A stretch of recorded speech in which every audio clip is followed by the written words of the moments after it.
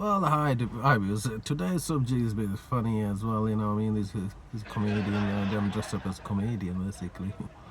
Well, it's about the Pakistani diaspora. I'm ethnically Pakistani as well, just to let you know, right? So, why we have so many Pakistani people across the world? I mean, it's just funny people, right? It's a diaspora of Pakistanis. Every country you go, there's Pakistani. Well, let's talk about England or United Kingdom. We open the door of the taxi driver is a Pakistani. Well, London Mayor is Pakistani. Well, you go to NHS, the pharmacist is Pakistani. You can't get rid of Pakistanis, man. They're everywhere. Why are they everywhere? Well, as compared to India, I mean, India's population is 1 billion. Pakistan population is that much, so comparative ratio is too high. So why is that, man? Guy going to chicken shop asking for halal chicken with the fucking drug dealer. What asking for? Well, they don't even know what that means, basically, halal. What you're asking for halal, man? You fucking drug dealer, man. Also, but anyway, so why we have such a big diaspora, right? Pakistani politicians, they are educated. They take their education from Oxford University and all that, and they go back and they never implement anything, man. They were such an educated elite. Our Prime Minister they were living in London in exile, and all the Pervez Musharraf, all these General Musharraf, all these people, when they come in, they retired, these army chief. What's wrong with the country, man? Why so many people are leaving? You have to understand this. This is very serious. Where the influx, the emigration. I mean, this level is so high. Why people are heartbroken? I mean, their mentality is completely different.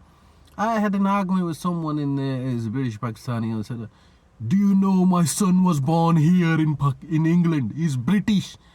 You know what he's gonna do to you?" I said, "Well, do you want me to give you a medal, right? Your son is British because he was born. You'll be shagging around people around here, right? Idiot, fucking twat." But anyway, so I'm a big fat gangster. I was born here, and it's not, man. It's a red flag. You're leaving your country and going somewhere else, and you're demanding your way of living, right? So it's a problem, right? But anyway, so why we have such problems here? I mean, why people are leaving their country and going to live in another country and demanding their way of living? Well, there's something wrong in their own country and they couldn't fix it, right? Well, you have to understand Pakistani mentality in that way. And when you're in Pakistan, they'll say, "Oh, you know, my cousin and blah, blah, blah. He's in America and he's in England." So they get impressed and they brag about his immigration things and they think it's a status. No way, you're second-class citizen. You're just another brown man here, right? Second-class citizen, right? It doesn't matter you're born here or not. You're leaving. Your ancestor left your country for some good reason. The standard of living wasn't good, right? But anyway, so so when you try to study Pakistani politics and why Pakistan was made in the first place, it was based on the basis of hate. Basically, they wanted to stay with the Indian because they're Hindu. Two-nation theories. That's racist, man. We can't live with Indians. Why? What's wrong with that? Well, you've been living with the Indians since last 1,000 years. When the Mughal was ruling and you were ruling class as a minority.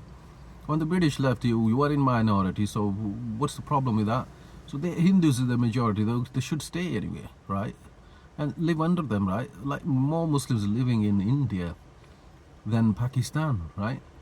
So they came up with this hate theory, the army, Hindus, they worship their cows and they don't let us eat beef or whatever. They drink their cow urine and they have class system and all that bollocking, man. You had this since last 1,000 years, right?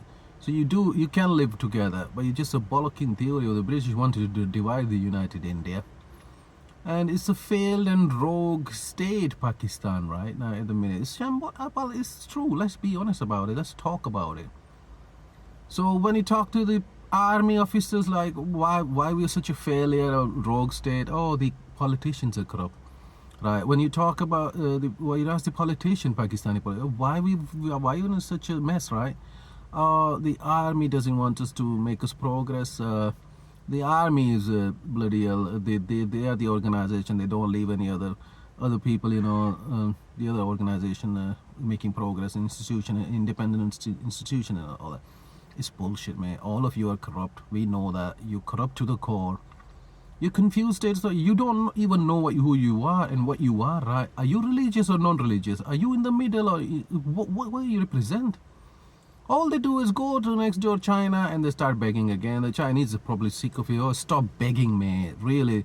What you want this loan for now? All your politicians are going to steal it and leave it, right? And then they go to America, beg, they need aid.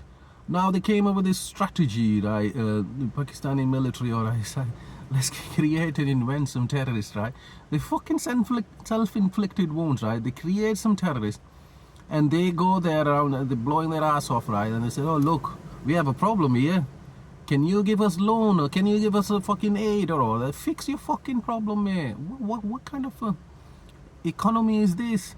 So they expect they're sending basically slaves out there, right, in different countries, working as a taxi driver on the beaches and all that. And they ask for remittance and send us back the remittance, and the economy is basically running on all that. That's the favor of the economy, right? So why we are in such a place, man?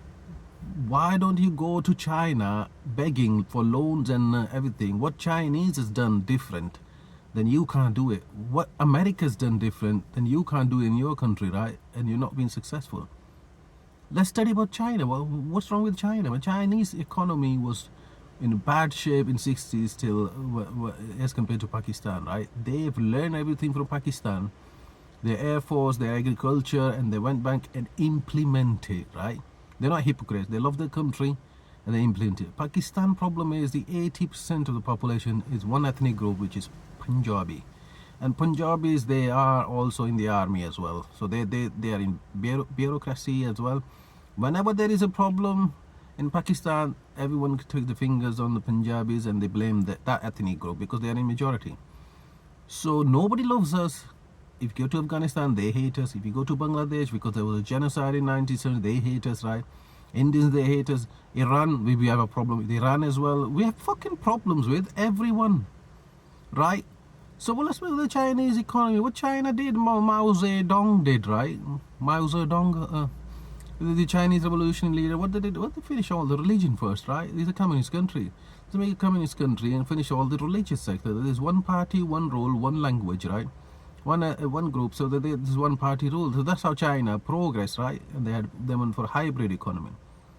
Well, Pakistanis, they haven't learned anything from them, right?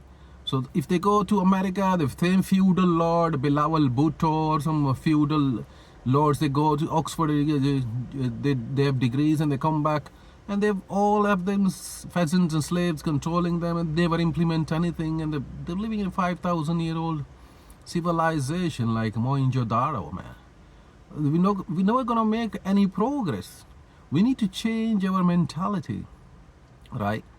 If you want to make progress like China did in the last 30, 40 years, and other countries are doing, right? So we need to really change our mentality.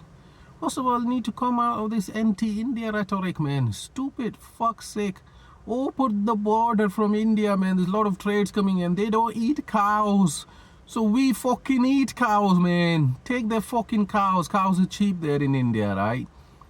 We don't give a fuck if they don't. We will eat cows, right? Open the trade, but there's a lot of agriculture should come from India. There's no trade for the biggest single market going on in subcontinent, right? Because of the same bullshit we hear every day. We hear fucking bullshit from our politician, anti-Indians, Kashmir. What the fuck is Kashmir? Go ask for Kashmir, right? They want their independence. They hate Pakistanis as well. Fuck's sake, man. They hate us as well. What's this bollocking about the Kashmirs going on? Kashmirs, they hate Pakistanis. They need their own country. And they said, we don't want to be staying with Pakistan, or we're not staying with India, right? We want our own country.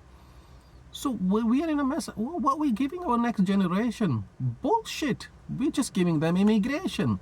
Go out, go work in Dubai, go fucking work in England and moan about weather, right? And go to America and moan about weather, right? And sell fucking drugs to their children and bring their fucking money back in and ask for halal chicken, right? That's what all about is, right? Let's be honest. Sorry if we be offensive, that's fucking reality. Well, how can I say that? This has been going on since you do your own research, man. You will figure out the same reason. We need to really